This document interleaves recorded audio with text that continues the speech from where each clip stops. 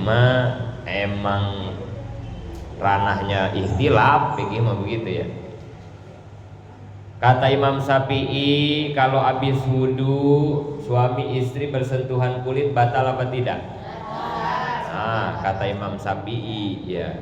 Tapi menurut mazhab yang lain enggak. Nah, ini makanya kalau ribut di fikih mah malu kita jadinya ya. Enggak boleh. Namanya juga fikih ya. Jadi kan fikih mah produk hukum buatan para ulama gitu. Jadi enggak ada yang paten, fikih mah enggak ada yang paten. Itu mah tergantung kemampuan ulama mengolah sebuah hukum dari disiplin ilmu yang dimiliki. Tapi ini juga nggak boleh main-main. Model kayak kita nggak boleh bikin hukum sendiri, kita mah nggak boleh. Tapi artinya kalau ada perbedaan ikhtilaf di dalam urusan fikih, wajar-wajar banget, itu biasa aja gitu ya. Jadi nggak usah diinin. Aurat juga sama. Ada yang bilang perempuan itu kalau lagi nggak sholat auratnya semuanya harus ditutup. Tapi ada yang bilang juga enggak semuanya, wajahnya boleh katanya. Bahkan rambutnya ada yang boleh katanya gitu ya. Ini lagi-lagi nih ya, nggak usah ngaget, nggak usah pikir. Mau pakai yang mana aja boleh, yang penting dia punya dalil, punya ilmu. Kalau kita nggak tahu ilmunya jangan pakai sembarangan, kita mah ya. Kita mah yang boleh ngaji aja udah gitu ya. Mana yang boleh kata ngaji, nah itu dah kita pakai karena udah ada dasarnya gitu ya.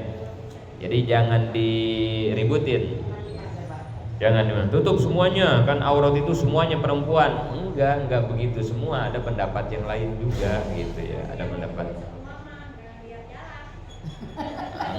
Enggak, matanya makan dibuka.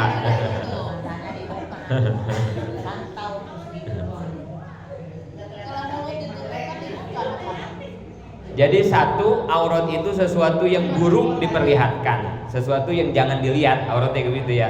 Karena kalau dilihat itu menjadi keburukan, aurat kan begitu ya. Nah, memahami masalah aurat ini sering saya sampaikan juga kan gitu ya. Ibu-ibu yang umurnya 35, 25 sama yang umurnya 60, auratnya beda. Ini fikih nih ya. Kalau yang umur 30, kalau dia buka kerudung, kita ngeliat wajahnya, ngeliat rambutnya, ngeliat lehernya, beda. Lelaki kalau ngeliat yang begitu beda. Tapi kalau ngeliat ibu-ibu yang umurnya 70 tahun, nini berartinya make BH doang, make kutang bukan BH ya. Kalau nini mah kutang. Gak usah lepas kerudung, gak usah, dia lepas aja semuanya, dia nini make kutang doang. Lelaki melihatnya biasa aja gitu ya, kan biasa aja kan. Maka itu buat nini 70 tahun auratnya beda sama yang umur 40, 35, ibu-ibu muda, mamah muda beda. Jadi kalau nini make kutang wae kajen tuh dulu. Nek itu aurat, nanti nenek masuk neraka. Enggak, buat dia bukan aurat. Saha anu nafsu ngeliat dia kan gitu. Biarin aja. Lagian kalau udah tua kan panas, badannya panas kan ya. Hari udah wae ke sekolot mah. Jadi ulah diomelan ya, kajian biarin aja. Karena itu udah bukan aurat, udah bukan itu ya. Jadi aurat itu bukan batasan-batasan yang pasti kayak tadi, enggak gitu. Jadi,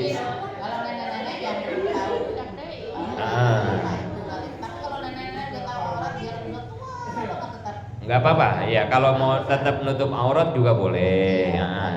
Nggak apa ya, bagus gitu ya, bagus, lebih bagus. Apalagi kalau udah pikun ya, nggak ada hukum kalau udah itu ya, aurat gitu ya. Nah, dalam hadis Nabi bersabda bahwa perempuan itu adalah aurat. Dalam hadis ini nih, almar'atu auratun, perempuan itu adalah aurat gitu. Berarti ya beda sama lelaki. Perempuan mah nggak boleh terlihat oleh yang bukan muhrim gitu ya. Karena jadi buruk kalau dilihat sama lelaki yang bukan muhrim, jadi buruk ya. Jadi buruknya buat si lelakinya, buat si perempuannya ya. Jadi fitnah kan kalau melihat perempuan menjadi fitnah. Jadi ada syahwat, jadi ada nafsu birahi, banyak dah gitu ya. Banyak. Udah aurat tak perempuan, termasuk suaranya ya perempuan makan ya. Suaranya aja, jangankan badannya, wajahnya, suaranya aja udah aurat perempuan mah ya. Nggak boleh sembarangan ngomong-ngomong dengan nada-nada inilah ke lelaki mah gitu ya. Karena iya.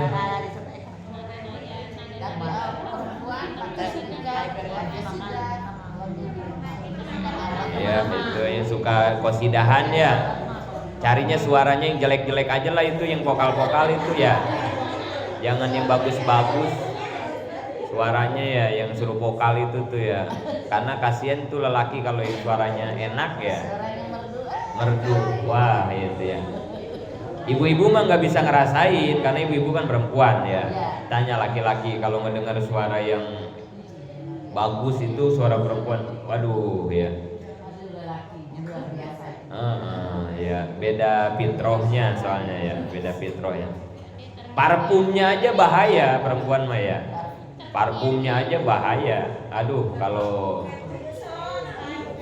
mendingan kuyuson. Mendingan pakai kuyuson benar. Kuyuson aman udah itu ya. Minyak angin udah itu aja ya, aman. Kalau pakai parfum ya mendingan bau nenek-nenek benar. Kalau yang pakai wangi-wangi mah ya Allah itu ya. Faiza horojat min baitiha istasropaha syaiton. Kalau perempuan keluar dari rumahnya maka setan akan matanya tuh apa ya? Jadi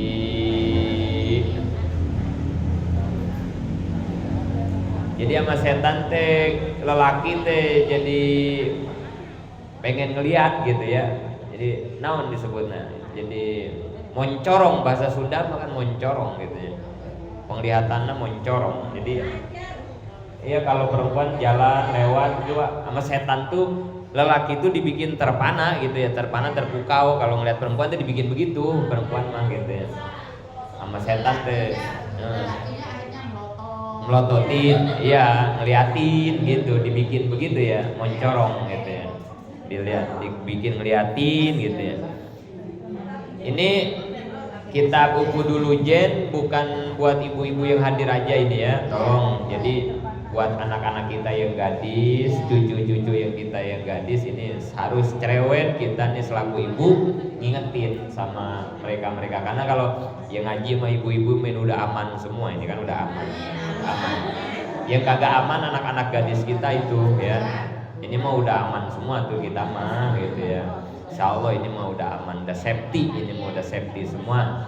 Jadi ini teh ngaji ini teh bukan buat kita ya, tapi buat cucu, buat menantu ya. Itu ingetin kepada mereka, hati-hati karena berat banget ini buat para perempuan.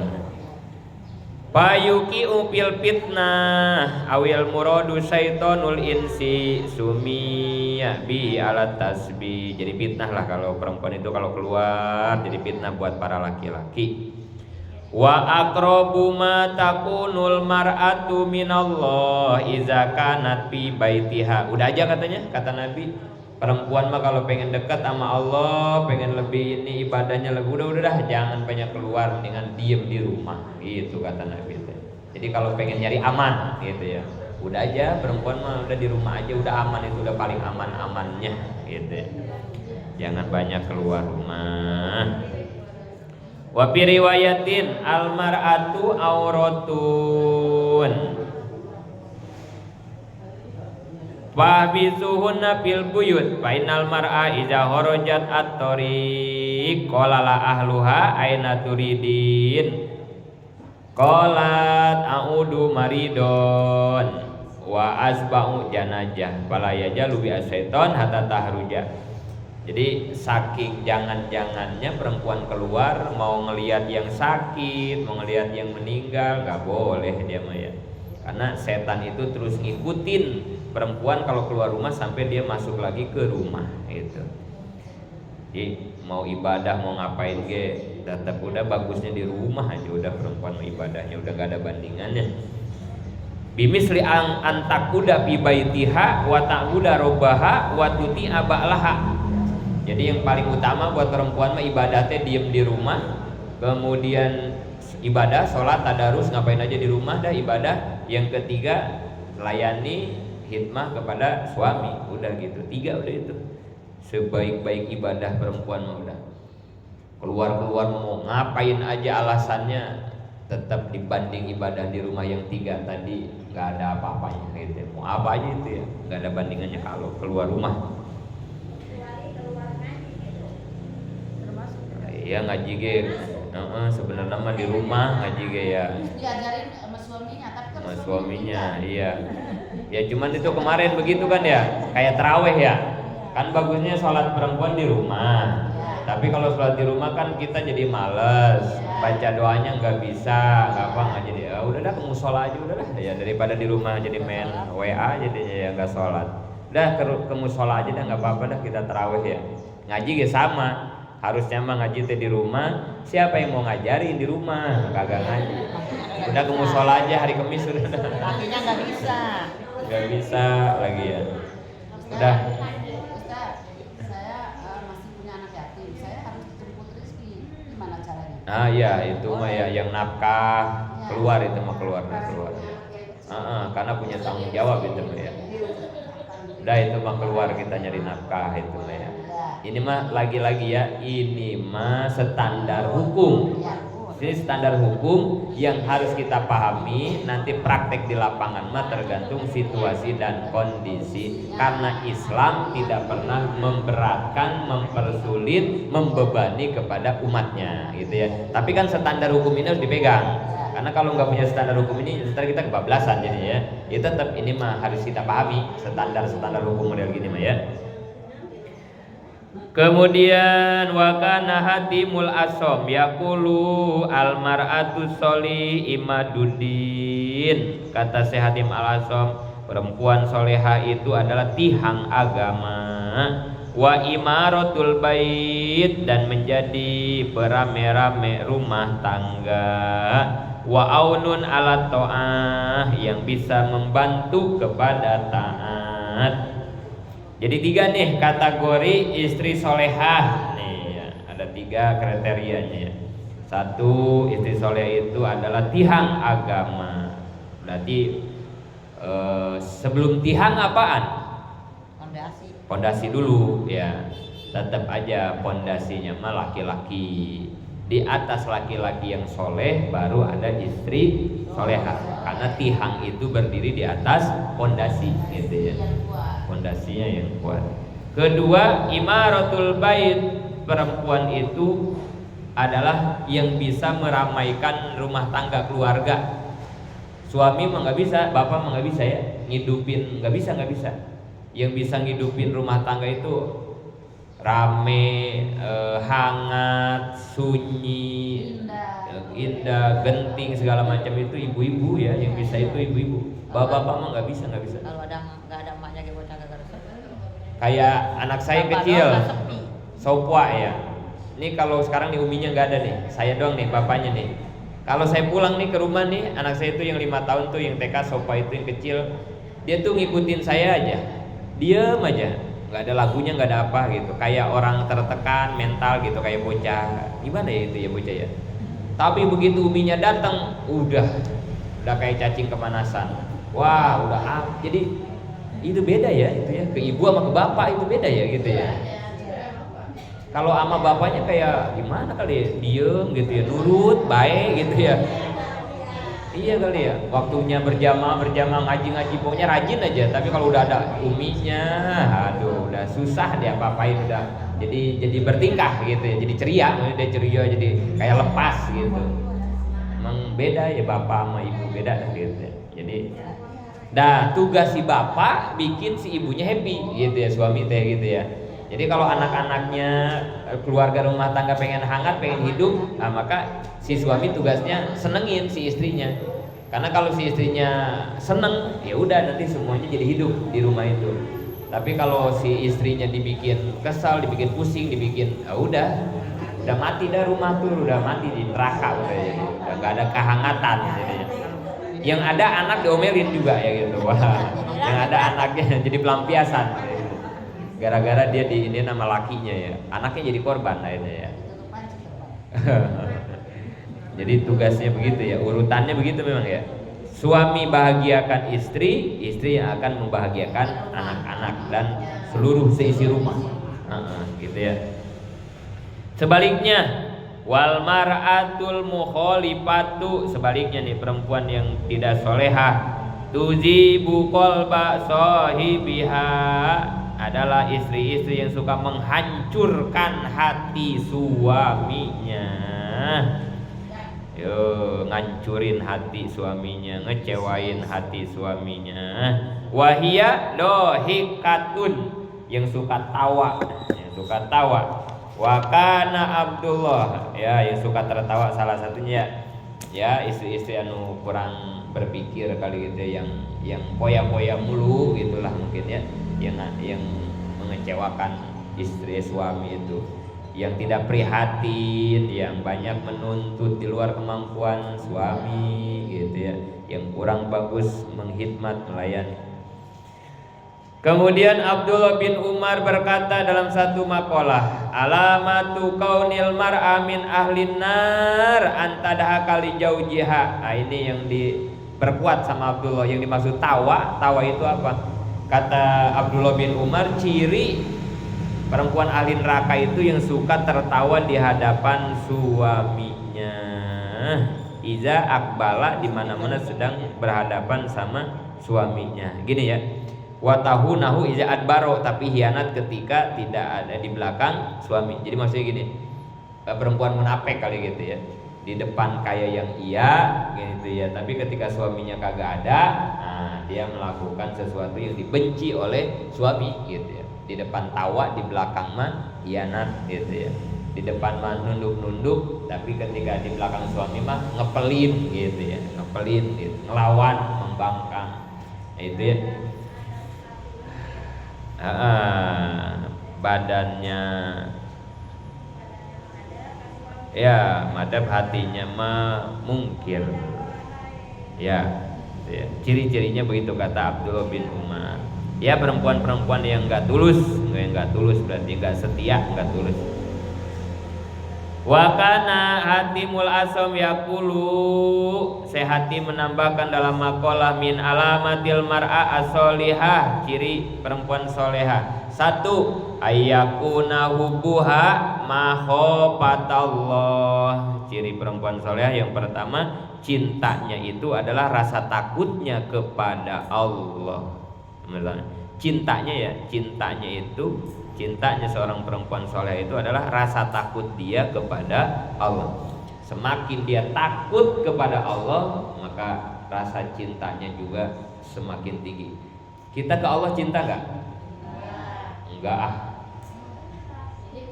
Enggak cinta kita sama Allah, enggak. Siapa yang tadi bangun jam 3 tahajud? Iya. Ya, yang bangun oke. Berapa rakaat tahajudnya? 2, 4. Ya. Cinta, kita juga cinta sama Allah, tapi cintanya sekian persen dibandingkan dengan yang lain. Kenapa ya kita kok nggak bisa cinta sama Allah? Gitu kan pertanyaannya ya. Jawabannya 1, karena kita nggak pernah takut kepada Allah gitu. Jadi tidinya heulanya kudu aya rasa sieun ka pangeran, karak timbul rasa cinta. Kalau orang tidak ada rasa takut, gak bakal ada rasa cinta gitu. Jadi kudu eta heula. Kan kita sama Allahnya kagak takut. Takut mengyajid ya, takut ya gitunya. Takut gitulah ya. Suami hujan, waktunya kerja, berangkat kerja nggak suami? Berangkat, pakai jas hujan. Anak waktunya sekolah hujan, sekolah diantarin pakai payung, pakai jas hujan. Tapi kalau ngaji, poe kemis dari subuh hujan, ada pre. Nah, itu tanda sieun urang ka pangeran, cinta kita ke Allah masih minim gitu ya. Beda sama urusan dunia gitu ya. Itu aja udah, ininya malah bahan renungan evaluasinya begitu aja gitu ya. Itu doang ya. Punya duit 100.000 amal 5.000 kan begitu ya. Ketika ada yang minta sodakoh, yang mana yang kita kasihin? Nah gitu ya. Nah, itu rasa cinta sama rasa takutnya begitu dah gitu ya. 5.000 aja kan itu ya. Oh iya. Itu cara ngeceknya begitu tuh. Itu ngebuktiin cinta kita. Kenapa nggak ada rasa cinta? Kurang takut kitanya ke Allahnya, kurang takut. Berani, masih berani banget ke Allahnya teh. Jadi kurang cinta ya. Tumbuhin rasa takut kita minimal ke Allah biar tumbuh rasa cinta. Ini kayak bertolak belakang ya. Kok cinta jadi takut ke cinta gitu ya. Nggak ngerti kita kan ya, kok dari takut bisa tumbuh rasa cinta. Kunaon ya karena kita belum menjalani, nggak ngerti gitu ya. Tapi coba jadi praktekin gitu ya. Kudu aya sieun ka Allah teh, kudu takut ka Allah teh gitu. Nanti lama-lama tumbuh rasa cinta itu. Emang orang tua dulu ke anaknya galak-galak gak? Orang tua dulu ya ke anaknya ya. Beda sama orang tua sekarang kita ini ya. Terlalu memanja ya. Saya punya abang namanya Bang Hamdan yang di sono ya, yang di Babelan itu ya. Nah kemarin ke sono acara dia cerita, Jin abang dulu nih ngaji sama Abah Sohe. Tahu kan lu ngaji lekar gitu kata Bang Hamdan tuh. Tahu kan gitu ya ngaji lekar ya. Ngaji lekar itu apa? Ngaji lekar disebutnya itu ya kalau dulu ya. Ini nih lekar teh kayak meja begini ya, tapi kan kecil-kecil atau panjang-panjang. Lu tahu gak Jin ngaji lekar? Iya bang ngaji di lekar. Bukan, ngaji lekar tuh bukan begitu Jin. Gimana? Kalau abang ngaji salah sama abah lekar dipukulin ke kepala abang gitu. Jadi diinin pukulin pakai lekar palanya itu sama Abah Sohe katanya gitu. Pakai mejanya tuh, itu namanya ngaji lekar tuh begitu Jin gitu. Jadi kalau kita salah nih ngaji baca Quran apa, tuh lekar sama abah dikepalain kita katanya pakai ngegebu gitu ya. Makanya abang mah kagak kuat ngaji begitu sama abah katanya, kabur. Galak banget orang tua dulu mah ya. Tapi coba segalak-galaknya itu orang tua ke kita, cintanya anak ya kita gitu anaknya ya, ke orang tua kita.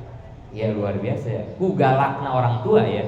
Kita beda sama yang dimanja-manja. Anak kalau kita manja-manja kan kayak iya padahal di hatinya ya kemunafikan, kadang ya ngelawan, pembangkangan itu tumbuh begitu ya. Bohong segala macam dah, rekayasa apa-apa didramatisir gitu ya. Nah ini harus kita buktikan ini ya, harus diriset, ini harus dianalisa ya. Ternyata begitu. Agama nggak pernah salah, apalagi konsep Islam kan gitu ya. Silakan kamu manja anak-anak kamu, misalnya kata Allah, kata agama ya. Tapi nanti hasil manjaan anak-anak kamu itu ya begitu, nggak ada turutnya, nggak ada ininya, nggak ada cintanya, nggak ke orang tua. Ya nauzubillah ya. Lagi baik aja kita sama anak-anak, oke ke kita. Begitu kita usaha bangkrut, ekonomi merosot, nggak punya apa-apa, kita bisa ditinggal sama anak kita. Saya udah nggak butuh orang tua yang nggak bisa ngasih saya sehari 100.000 yang nggak bisa begitu. Tapi kalau dididiknya kayak tadi tuh dengan galaknya, tapi galak bener ya, bukan galak membabi buta ya. Galak dalam nyuruh sholat, galak dalam nutup aurat, galak dalam nyuruh. Nah itu yang akan membekas menjadi cinta kita kepada yang galak tersebut. Ada rasa takut awalnya, takut dalam bener tapi ya. Nah itu salah satu contohnya gitu dah. Maka ya mudah-mudahan ini menjadi cara pandang kita, mindset kita dalam mendidik anak. Bukan nggak boleh ngasih apa yang dipengenin anak, bukan ya, bukan. Itu juga nggak boleh begitu ya. Anak minta padahal kita bisa nggak dikasih juga nggak boleh. Kenapa nggak boleh? Khawatir nanti dia malah meminta kepada yang lain gitu ya. Berlindungnya, bernaungnya kepada orang lain. Apa ke temannya, apa ke siapanya, itu kan jadi bahaya juga buat orang tua ya. Jadi kalau emang kita bisa kasih apa yang diinginkan oleh anak, tapi terukur dan terbatas. Sepanjang itu wajar, sepanjang itu pantas untuk umur anak kita, kebutuhan kita, kasih gitu ya, kasih gitu. Tapi kalau enggak, jangan dimanjakan gitu. Baru seminggu beli HP baru, ada HP baru lagi datang, dia pengen dibeliin lagi, itu mah enggak ngedidik begitu mah ya. Enggak ngemain, enggak jadi ngemanjain gitu ya. Motor masih baru ada yang beli, enggak ngedidik kayaknya. Nah yang kayak begitu kita harus tegas ya terhadap anaknya. Itu yang pertama, kata Syekh Hatim, ciri istri soleha adalah cintanya, adalah rasa takutnya kepada Allah. Sampai situ dulu dah, nanti dilanjutkan nomor 2, nomor 3 dan selanjutnya. Mudah-mudahan manfaat, amin ya Allah.